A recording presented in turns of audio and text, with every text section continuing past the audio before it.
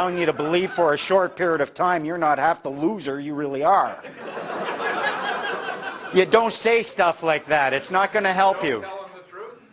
That's not the truth. These cops, for the most part, these are decent human beings who are trying and who would come and risk their life for you. They could give you a ticket and argue with you about the law 1 minute. 5 minutes later, they could be pulling you out of a burning wreck, and they would put their life on the line. And when you bring them this energy, instead of saying, oh, fuck you, copper, if you treat them, hello, peace officer, I love you. What can they do? And if you can learn to distinguish between a law enforcement officer and a peace officer, hold them to their peace officer status and refuse to allow them to act as a law enforcement officer against you because they have nothing to enforce, they love it. Oh man, good for you. I don't have to be I'm not your nanny, you're good, okay, fine, I get to go find some real criminals. In court, some things that we can do in court. First of all, don't ever accuse yourself. If you go in there, and this is one of the key things I found when we were with Rob in court, we asked the prosecutor, will you please identify the accused party? She asked us, are you going to be taking part in this? She almost said charade. She said, are you going to be taking part in this? I said, will you please identify the accused party? Just walked away. We got it on the record that Robert Scott Christie was in the courtroom, but the accused was not. And that was good enough for us. They will ask you, what's your name? It's none of your business unless and until you've accused me. They want you to give the name. They say, okay, you're the accused. Come on up here. You're stepping right into it. You can say, I'm not giving you any name whatsoever unless somebody accuses me.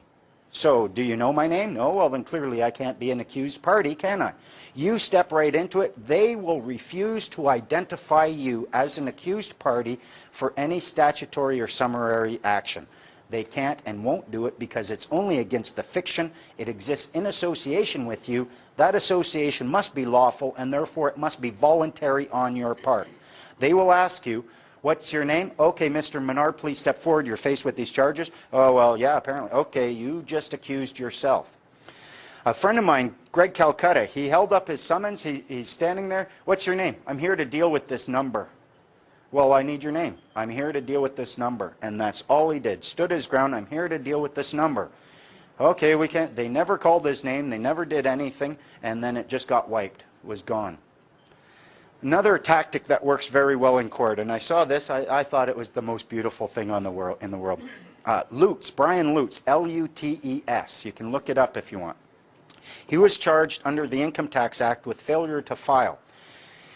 It's not you who has to pay this income tax. It's your person, of course. It's your account that you set up with your social insurance number. This means they have to create joinder between you and this number. If you send them a document saying, hi, my social insurance number is 47, you've used it, you're in it. He never allowed them to create any joinder between the two.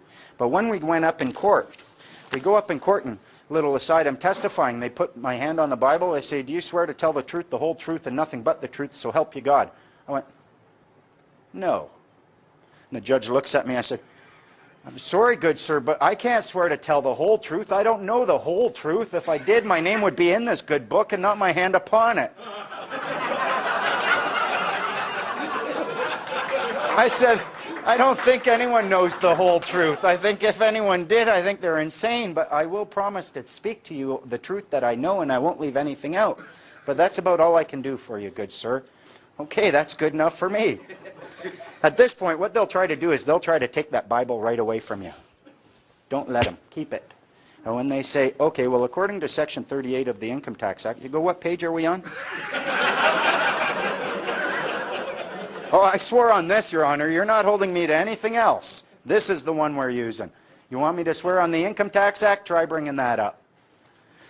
So you can do that. That Bible is very powerful. You don't have to let it go. And this is what they give you a shield. They take it right away from you. And they can say, oh, well, we gave him a shield, but he lost it. That Bible is your protection. Hold it up between them. Stay away. Stay away. If prior to going into court you have served a notice of understanding and intent and a claim of right, and this claim of right is you're claiming the right to serve a bill upon anyone who would possibly give you any orders, when you go in there and the judge tries giving you an order, I'm looking for orders. I'm here to fill your orders because I got a big book of bills right here. Go in there with bills already made. Whatever order they give you, multiply, throw a 0 on it. There you go. How long do you have before you can produce that bill? Right then, immediately. But you have some time? You have 2 days, 3 days? Or? Well, for the, I imagine you would be able to present them a bill, but normally you present a bill immediately upon service or cessation of services, do you not? Like if think of a restaurant. You go into a restaurant, even if it's a fast food restaurant, you're giving your order, you're liable for the bill, you pay that bill, the order is fulfilled. If you go to a regular restaurant, you can place an order and they're trusting you. They could, if they wanted, demand payment for that prior to fulfilling. Yeah, they could if they wanted, but they're just being nice because they want tips. Hey, Clint was in there.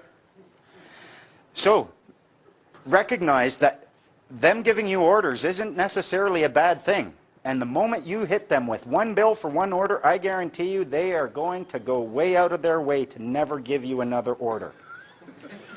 And a very little known fact in Canada, because Canada is a common law jurisdiction, we're all equal.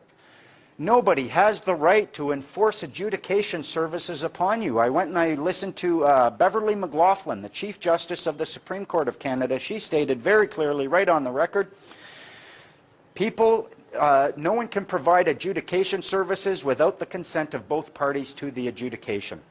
They need your consent. It's a transaction of a security interest. We're all equal. They might be a little bit sneakier, but that doesn't make them morally better than you so that they can order you around and dictate your actions. Therefore, you always have the right to respectfully decline to accept their judgment.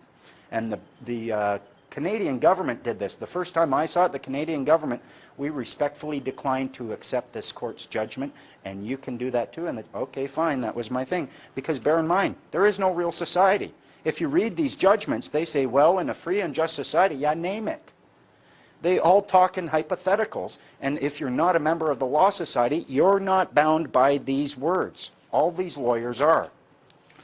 If you go into court, bring the Law and Equity Act. They hate that. You can bring that, show it to them, and say, yep, this is the Law and Equity Act. I intend to use it. I'm going to find my remedy because no matter what you say, I've got 3 days to say no. They don't like this. And when we went in with Rob, and I've gone in with a couple of people, and I tried to tell the JP, well, we're going to use Law and Equity. No Law and Equity Act in here. I'm not hearing anything about Equity and Law Act or anything like this. And he was just so shooken by that. And the reason is because it's the monopoly bat. You can just clear his entire bench with it, and he ends up liable. Again, they're human beings. They're in a common law jurisdiction.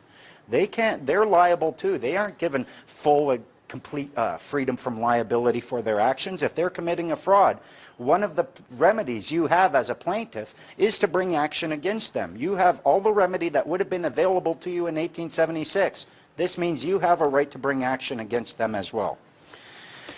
Ask them as well. Are you offering me a transaction of a security interest? Get this on the record. Label it as a security interest. Label it as a transaction. Even if they ask for your name, a security interest can be an intangible. Anything that generates an obligation or a duty to perform is a security interest. Your name could be viewed as one. If a cop asks you, what's your name? That's an intangible security interest, actually, and why do you want it? What am I getting in return? Judges hate it when you ask them, is this a transaction of a security interest? If they say no, you can just walk out. If they say yes, you've got them right over the barrel. One of the things they're doing when you get in court, if they're acting upon your legal entity, upon your legal fiction, you come up and if you answer for this name, they are assuming that you are acting as surety for the charged party, for the accused. That's why you're moving. That's why you're acting. Go in there and say, even if you have to give them your name, whatever, just tell them, equality before and under the law is mandatory. You and me, we're equal. I don't know why you're sitting up there, judgy-wudgy.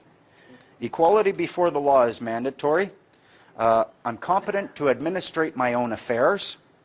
I do not consent to this transaction. He has no power after that. He can't do anything.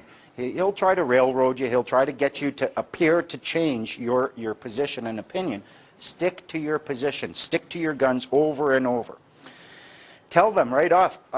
Tell them, I am not surety for the accused, although our names are very familiar. Oh, really? What's your name? Why do you care?